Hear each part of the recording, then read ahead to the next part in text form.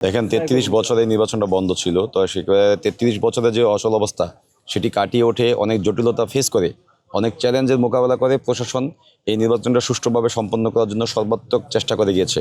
আমরা দেখেছি বিশ্ববিদ্যালয়ে প্রায় ৭০০ শিক্ষকরা কিন্তু কখনই চান না জাকসু নির্বাচন অনুষ্ঠিত হোক। যদি তারা চাইতেন তাহলে সমস্ত শিক্ষকরা এই নির্বাচনকে সুষ্ঠুভাবে সম্পন্ন করার জন্য যার যার জায়গা থেকে আন্তরিকতার সাথে এই প্রশাসনকে এবং নির্বাচন কমিশনকে সহায়তার হাত বাড়িয়ে দিতেন। কিন্তু আমরা দেখেছি মুষ্টিমেয় কিছু শিক্ষক তারা আসলে দিন রাত ২৪ ঘন্টা পরিশ্রম করে এই নির্বাচনকে সুষ্ঠুভাবে সম্পন্ন করার জন্য সর্বাত্মক চেষ্টা চালিয়ে যাচ্ছেন। তো সেক্ষেত্রে আমরা গতকাল সকাল ৯টা থেকে যখন ভোট গ্রহণ শুরু হয়েছে এবং বিকাল ৫টা অবধি যে আমাদের ভোট গ্রহণের সময়সূচি ছিল, পরবর্তীতে ভোটার উপস্থিতি বেশি হওয়ার কারণে আমাদের কিছু কিছু হলে সন্ধ্যা অবধি ভোট গ্রহণ চলেছে। আমরা সারাদিনের যে বিষয়গুলো দেখেছি সেখানে আসলে জাকসু নিয়ে যে অনেকেই যে প্রশ্ন তুলেছেন সেই প্রশ্নগুলো ম্যাক্সিমামই ভিত্তিহীন।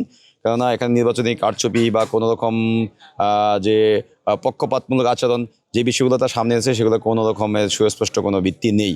তো আমরা মনে করি যে নির্বাচনকে শুধুমাত্র প্রশ্নবিদ্ধ করার জন্য যে একটি বিশেষ মহল তারা এই কাজ চালিয়ে গেছেন।